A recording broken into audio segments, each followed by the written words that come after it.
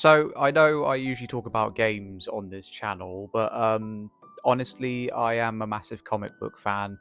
I wanted to do videos about comic books too, here and there. Not all the time, of course, because this is obviously a channel focused purely on gaming most of the time. But today I'm going to go over one of my favorite comic book franchises, I suppose you could call it, and that is The Punisher. And if you can't tell, yeah, I'm wearing a Punisher hoodie. The Punisher, I love it because of its more sort of noir-centric crime thriller sort of storytelling that it has throughout the years, and I know, just a sort of FYI, obviously Punisher is quite a controversial character for Marvel. Obviously, I don't idolize the character. I just like the character in terms of the way it's written with its storytelling, that sort of thing. Because, by the way, you shouldn't idolize the Punisher. That's not the point of his character. And I don't want to go into the political side of it in America and all that sort of thing. But I will probably talk about bits of the politics within the comics and all that. But yeah, the Punisher, quite a controversial character with its violence, with the ideology that some people seem to have adopted from him. I'm not all about that. I like the character because it kind of like has a sort of cynical outlook on America in its comics, that sort of thing. And just overall, this story, I just love crime thrillers, and most of the time, The Punisher is a crime thriller. Um, Frank Castle, The Punisher, probably quite iconic, mostly because of his skull vest that he wears, his tactical vest that he wears. First appeared in 1974 in Amazing Spider-Man issue 129, and he was basically in that issue a higher thug for the villain, the Jackal, probably the most villain-looking villain-looking villain ever. I don't have the actual comic, but I've got the What If comic here, which is obviously a clear inspiration from that issue from 1974. And there are many interpretations of who he's based on or what he's based on. People say it's the protagonist from Death Wish, which has been, I think that's been widely debunked, and that's not what he's based on. If you delve into the history of the Punisher, he is based on the series of books called The Executioner from the 1950s, I think they're from, written by Don Pendelman.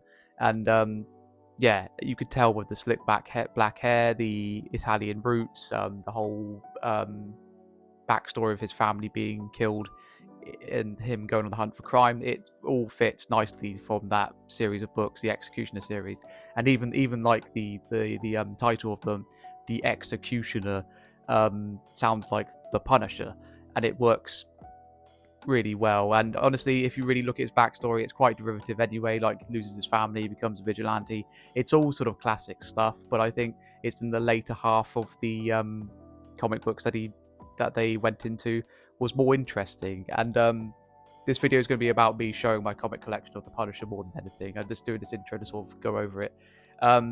Later on in the 80s and the 90s, he got his own comic book series, this sort of stuff.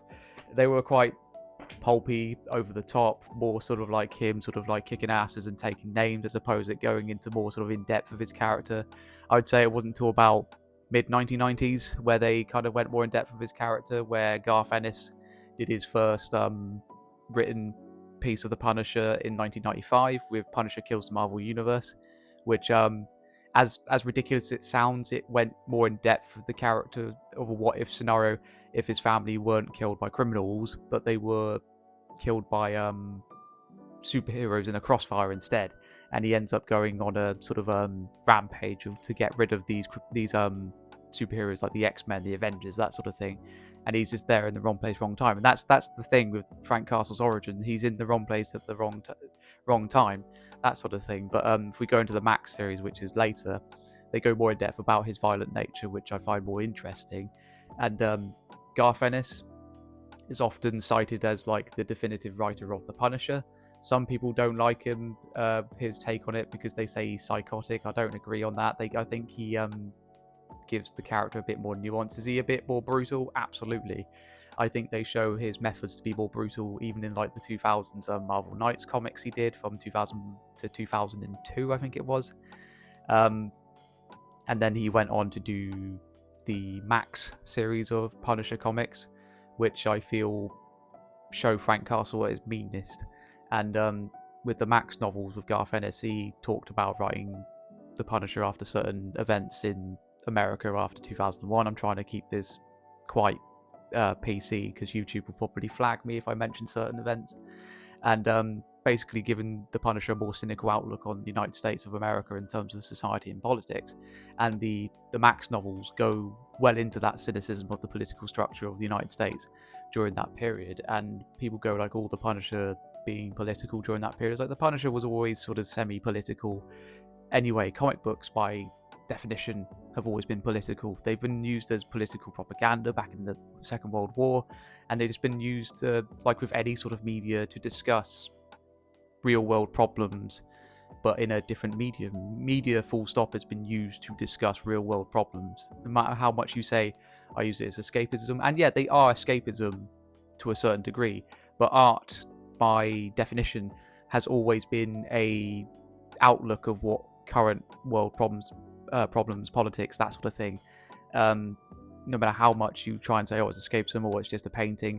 I mean, art, as far back as the Renaissance and beyond, has always been a sort of like a caricature of modern society, as opposed it's being like, oh, it's just a painting on the wall. It's like, yo, yeah, this Hieronymus Bosch just did paintings of hell abstractly for no reason.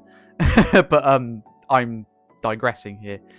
Yeah, the Max novels are fantastic because it's not just because they were brutally violent.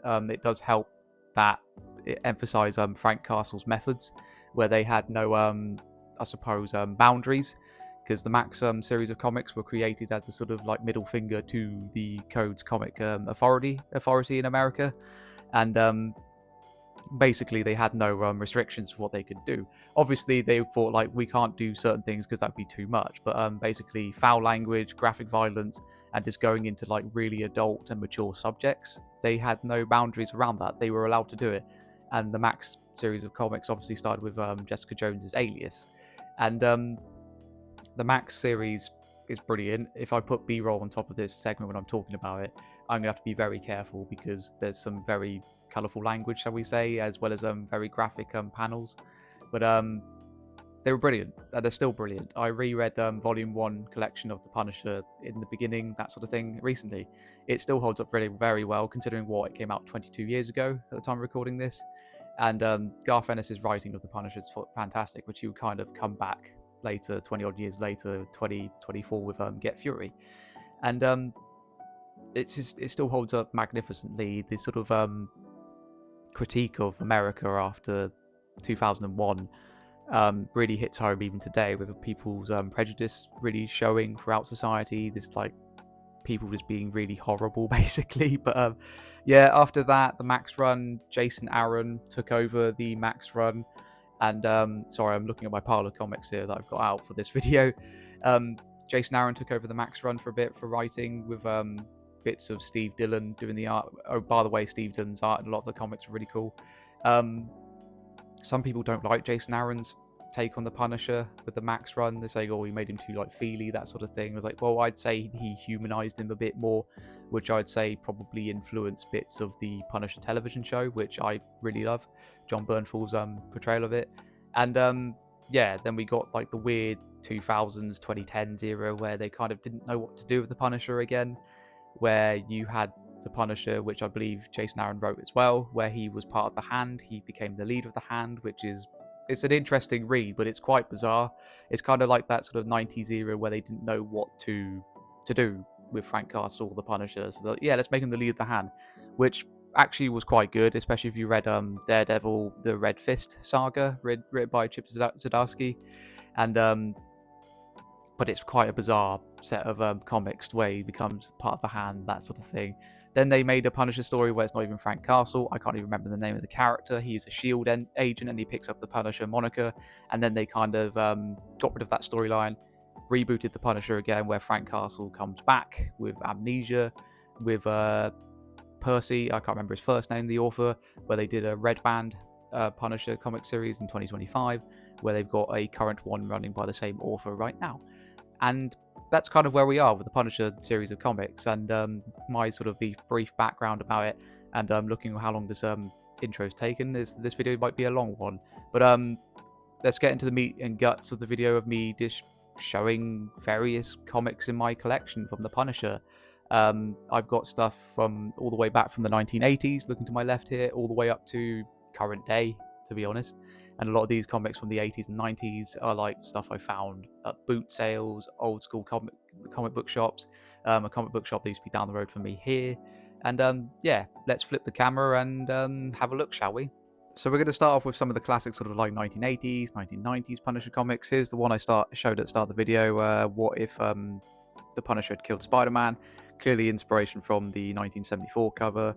And I just love this era of Punisher comics. Some of them aren't even particularly good, but I just love the sort of vibrant, colourful front covers of these. The art's quite sort of very sort of hand-drawn, scratchy nature of it all. Like this looking through these, I love the adverts you see too from like old Nintendo games, that sort of thing. I mean, this one's completely bizarre, where it's set in like the future. I found these ones here, I've gone through here for like 50p at a boot sale, and they're entertaining reads. But if you're like sort of into like new Punisher sort of thing, they're very over the top. Some of them are quite silly. I bought these last year in Essex in a comic book shop. They're quite cool.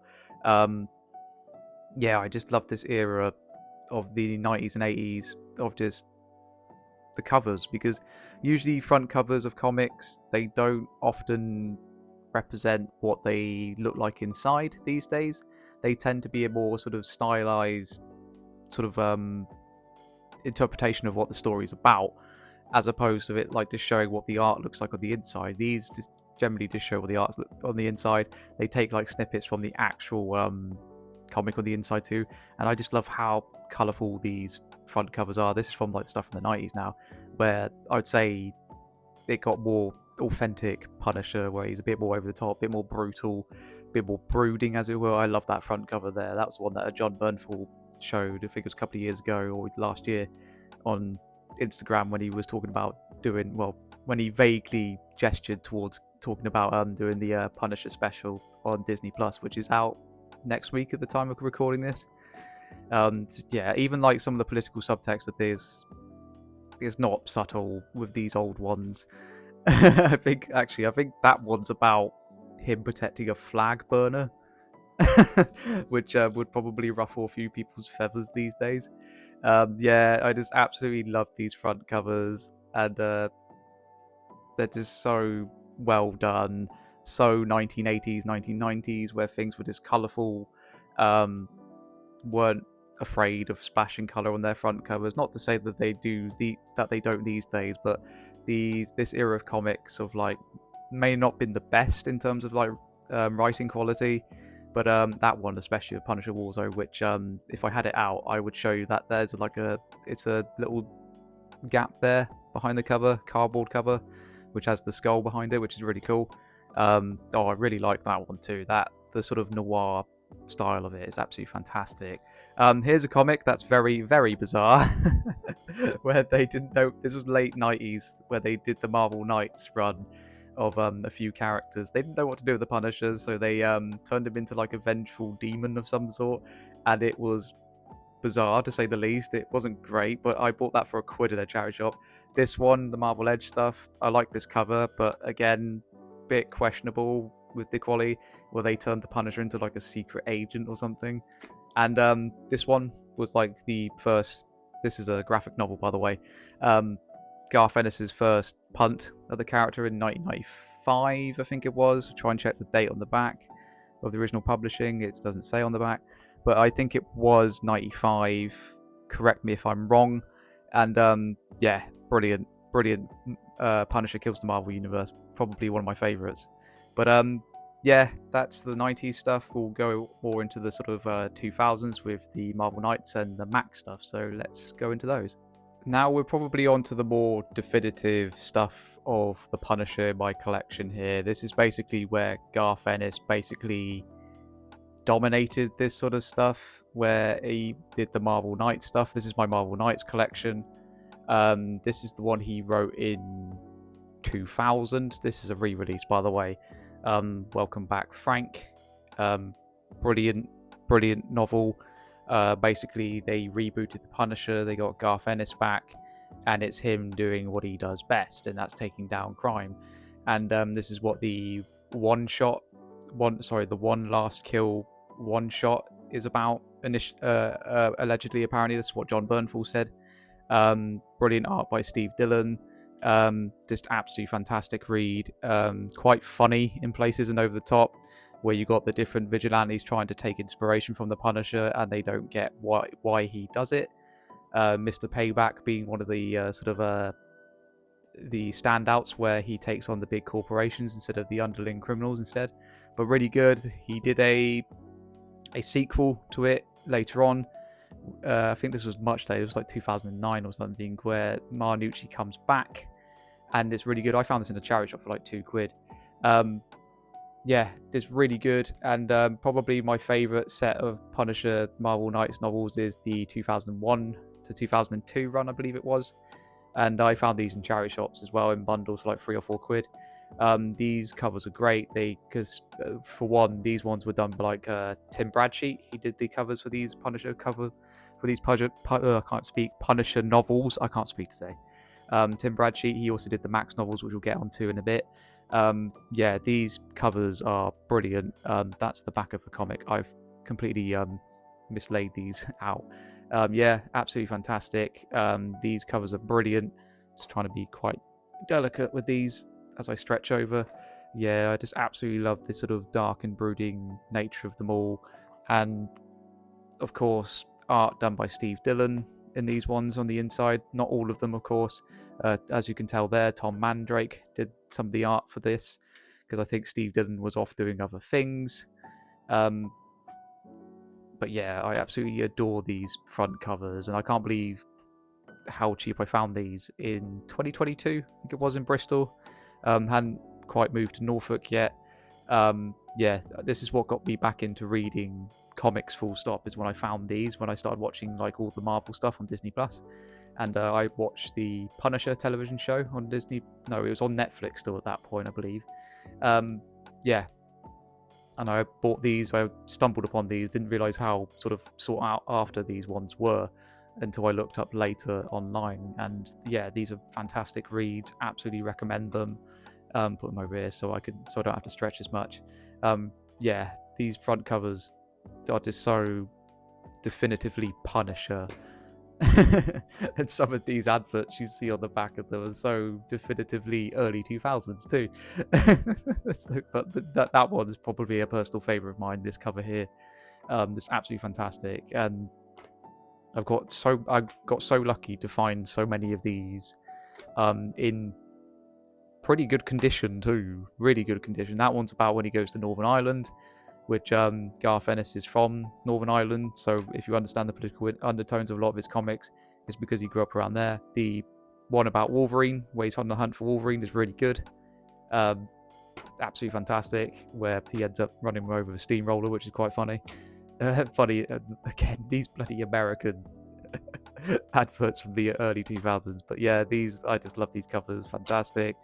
They get their point across so well. That's the Army of One saga, it's called, that they re-released recently in a omnibus. Yeah. And these 2000s comics are just so good. And after the Marvel Knights stuff, this is where they just kind of just went off and just did other things. Punisher War Journal, really good. I quite enjoyed what I've read of it. I only got two issues of it. I believe it was Matt Fraction who wrote those. The Johnny Nightmare saga, I've only got 2 of these. First 2 issues I've read. Really good, really like it, about the character, Johnny Nightmare, who was a Vietnam vet and was experimented on with various serums to make him a sort of super soldier. Really good read. Kind of see what if Frank Castle got super serum, and these covers are really brilliant too. But that was the early 2000s stuff. We'll move on to the Max stuff next. Now on to the more sort of, would you say controversial? Yeah, I'd say controversial because of the violence and the sort of like mature subject matters they go into. And that's the Max run of the Punisher. I've just got some of these comics I found here and there. I've only got 2 issues of the Soviet one, Punisher Soviet, which is quite a good read of what I've read of it so far. where he's trying to hunt down ex-Soviet KGB agents. It's quite interesting. Yeah, these covers again is really good. And again, just a few issues I've picked up along the way over the years. This is quite good too. Jason Aaron, who's not that liked in the community with his Punisher comics. I quite liked this, the Kingpin one. I love that front cover, by the way, and it's just quite good.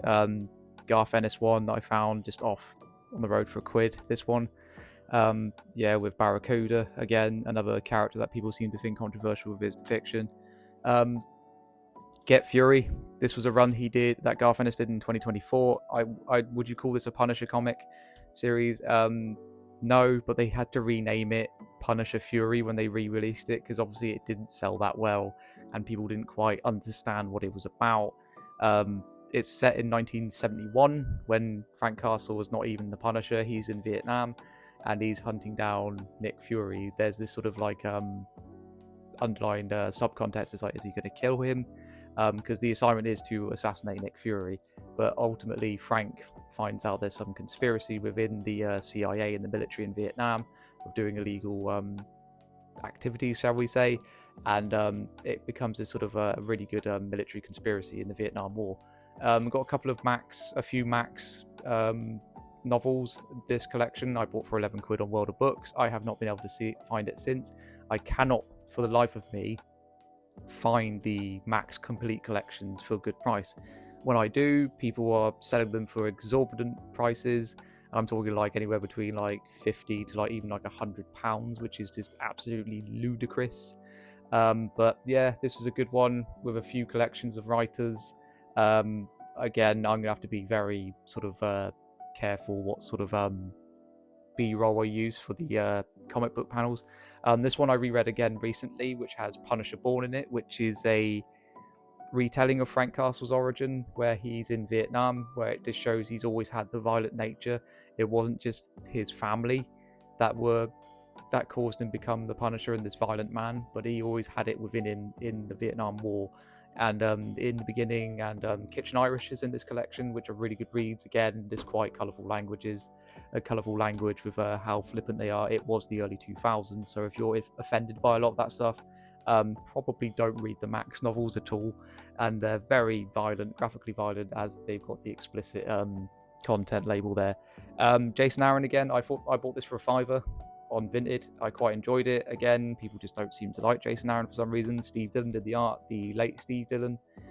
His art was always quite iconic because he also did art for stuff like with Garth Ennis with Preacher and the Hellblazer comics that Garth Ennis and Steve Dillon did together. His art's just really iconic, and I might be able to show some bits here. Yeah, his art just stands out, and you know who it is immediately when you just flick through this.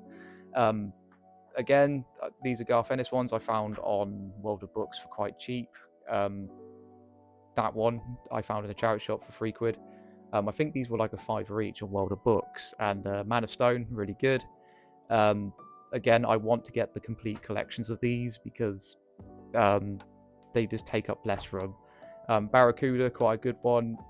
Quite an interesting villain, quite a threatening villain, Barracuda. The Slavers, also very grim. They're all grim. That's what I like about the Max novels, is that they don't hold back. They really don't hold back. And Mother Russia was the one that I spotted first with the cheap ones I found on World of Books. Quite an interesting political piece, this one, as well as showing Frank Castle go paternal again with his sort of instincts, where he has to protect a little girl. He kind of gets quite soft in this novel, which is quite interesting. People moan about him being soft in the new series, which isn't a new thing, because Garth Ennis has done it a few times in the books. And yeah, this series of novels, the Max novels, I would say if you're looking to get into the Punisher, read these. Don't pay ridiculous prices for the secondhand copies. Try and find a way to read them as cheaply as possible, because I think paying ridiculous prices for these are stupid, and you will find them cheap somewhere. Someone will have them cheap somewhere. Just be patient, that's all. On to the more modern stuff and the weird side of the Punisher as it got into the 2010s/2020s. So let's get into that. And finally, we are at the final part of this video. I know this has probably been a long one for you lot. Thanks for listening to me for God knows how long this video is going to be, but this is like the sort of more, I wouldn't say generic, but where they just kind of didn't know what to do with the Punisher.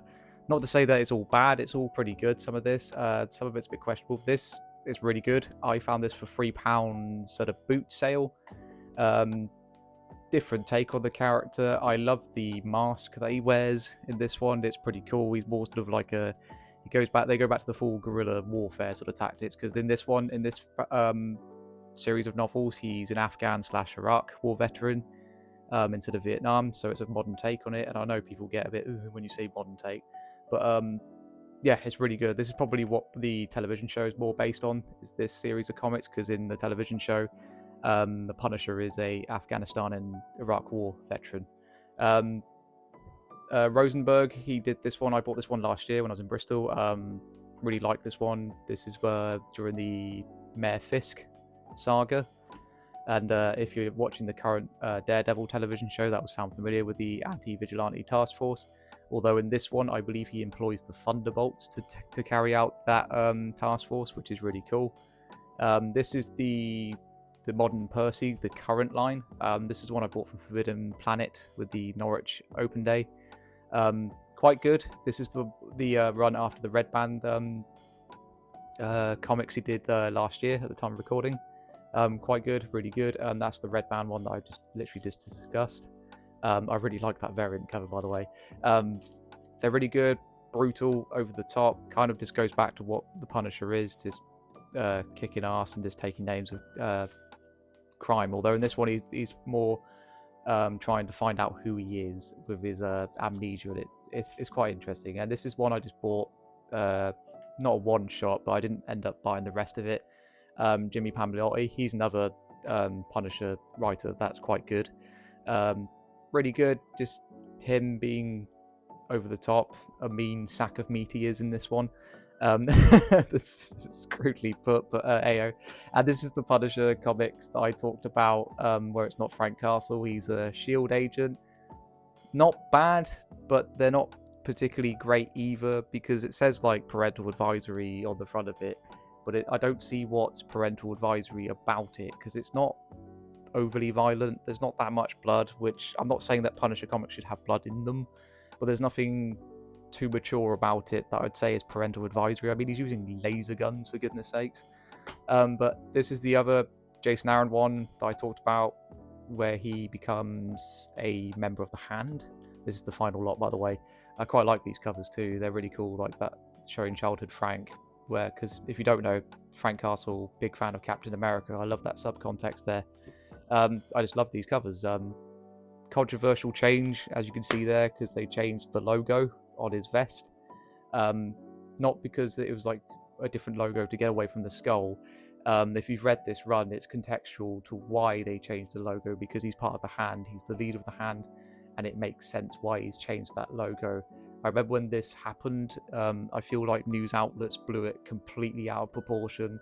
They were just reporting it, oh, they've changed the Punisher logo without understanding the context of the story. I'm not saying that this line of comics is great.